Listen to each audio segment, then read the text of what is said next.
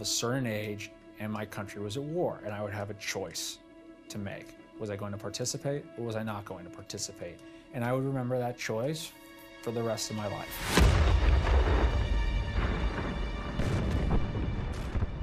The invasion of Iraq brought Saddam Hussein's brutal regime to a swift end. What followed was a storm of chaos, out of which an insurgency was born. There were Iraqis, of course, in the insurgency, but there was a lot of foreigners coming from all over the Arab world, even from other non-Arab countries, even from the United States, from France, Europe.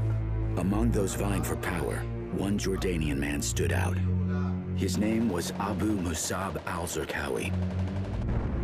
Al-Zarqawi is a product of the Jordanian prison system, who had a dream of establishing a new caliphate, and he was bound and determined to do it. After America disbanded the Iraqi army, Zarqawi built one of his own, drawing thousands of fighters from inside and outside Iraq. The violence that Zarqawi preached was so appealing that people would come from all over the world to do the most horrendous and brutal things to people. It was a daily scene when you go out and see bodies dumped in trash. They tied the kids into rocks and they threw them in the river. They cut their heads. It was horrible.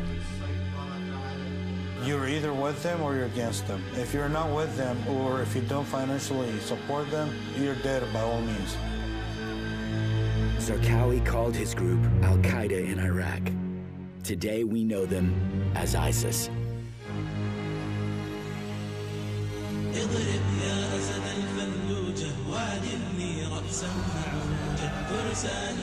In the spring of 2004, Iraqi nationalists and Zarqawi's growing army seized control of Fallujah, just miles from the capital. These terrorists were armed to the teeth. No one could fight against them. Fallujah kind of like was pushing a lot of danger into the country, pumping, like constantly pumping. That was their safe zone. They go out and do stuff all over the country. If they could make it back to Fallujah, they were safe. It had to be stopped, or the country will turn over to Al-Qaeda. By October of 2004, Iraq's prime minister ordered civilians out of Fallujah so Iraqi and coalition forces could retake the city. We are determined to clean Fallujah from terrorists. 90% of the population left the city, while thousands of insurgents turned it into a fortress. Early on November 9th, American and Iraqi troops entered Fallujah side by side. The next 6 days would be among the bloodiest in half a century.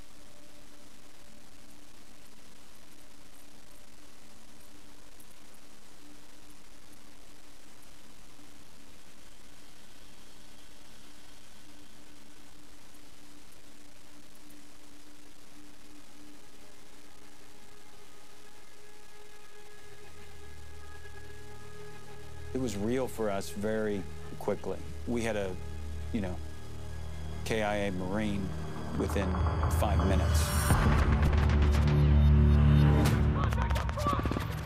That city was 100% controlled by insurgency.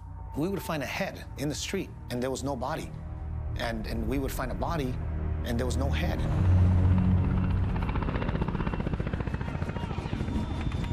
I knew this was an Al-Qaeda thing, this was a foreign fighter thing. I knew this was whoever the hell wanted to fight us in the whole world was coming to Fallujah. Early in the morning of November 9th, 6 battalions of American and Iraqi forces began pushing south to clear all insurgents from Fallujah. The only way you can clear a city is you have to search every house, you have to search every room, and you have to root out every insurgent. And they'd remain static in a building, knowing that they're probably not going to live. They may not even have a way back out, but they're so heavily fortified that you have to go in there and get them. Every time we would go into one of those buildings, you never know what to expect. It's different every single time. The only constant is, the fear, the adrenaline, the unknown. We sustained hundreds of casualties. I mean, one guy in a building could take out a fire team. The first objective for Regimental Combat Team 1 was to retake the Jolan District. Jolan District was a district where that was kind of Al-Qaeda's headquarters. And we knew that it was going to get hairy down there. There was still that sense of fear as we pulled into the city. I mean, it just grips you. It was pitch black that night. Pitch black, because they did the attack on no moon, no illumination at all. You could hear them from the mosque shouting to each other, let them come in, never run, never show them that you're afraid. It's tough fighting an enemy that's not afraid to die.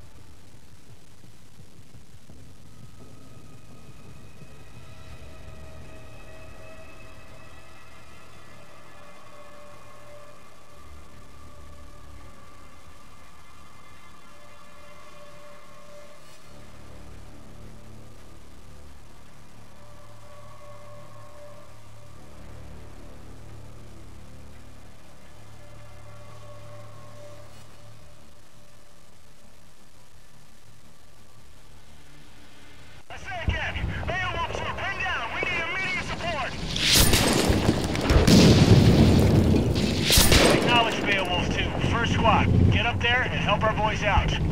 Suspected sniper in the minaret. ROE says you cannot engage. We'll go. First squad, Oscar Mike. Listen up, team.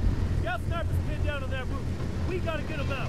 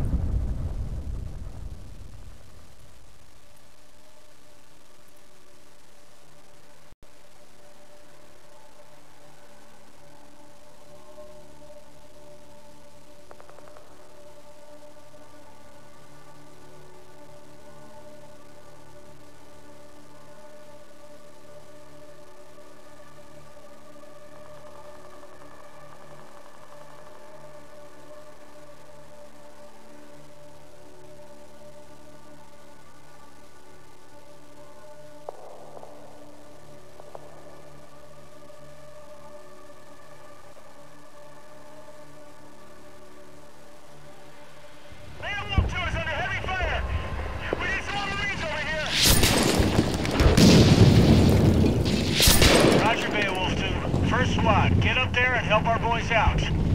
Sniper activity coming from the mosque. ROE says to hold off. Waiting on hire. First squad, Oscar Mike. Listen up, team. Scout snipers pinned down on that roof. We gotta get them out.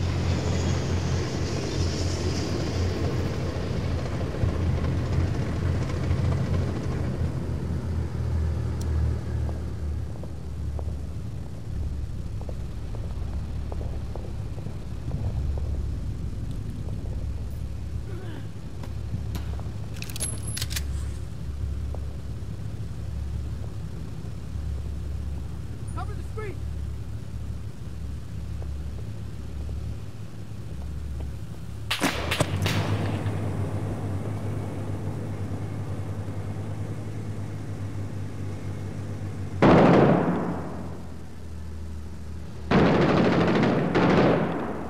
Watch the building!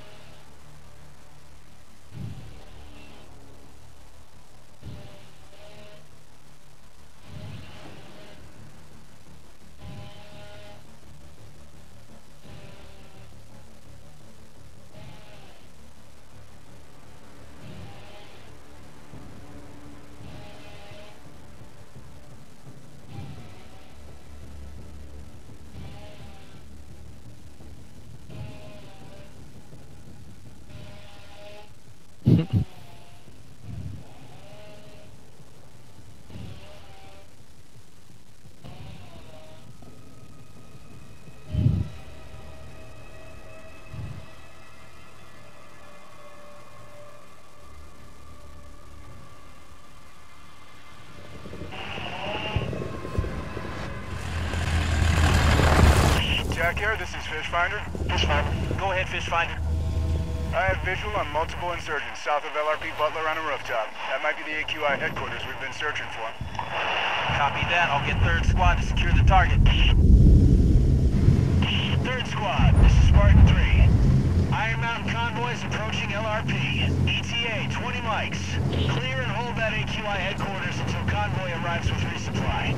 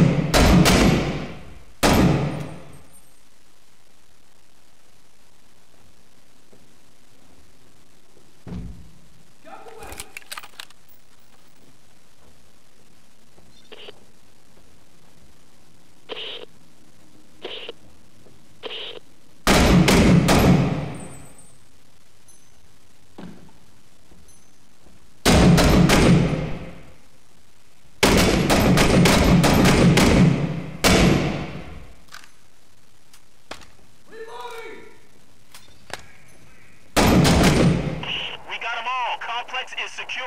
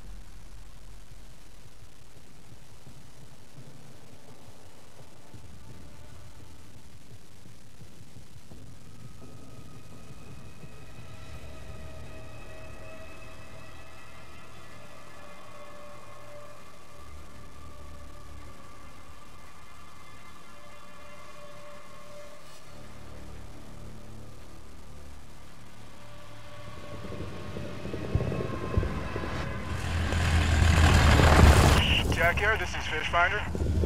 Go ahead, Fish Finder. I have visual on multiple insurgents south of LRP Butler on a rooftop. That might be the AQI headquarters we've been searching for. Roger that. I'll send in 3rd Squad to clear them out. 3rd Squad, Spartan 3. Iron Mountain convoy is en route to the LRP. ETA 20 mics. Secure and hold that AQI complex until the convoy's on site with resupply.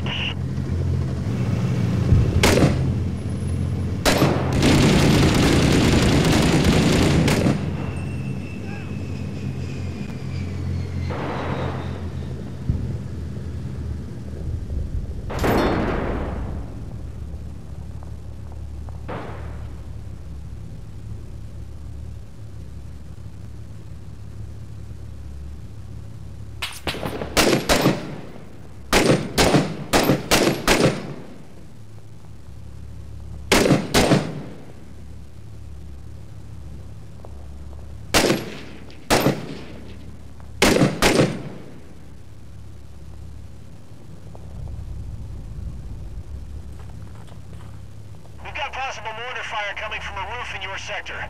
Watch those open areas, Marines. Mortars, get out of your back!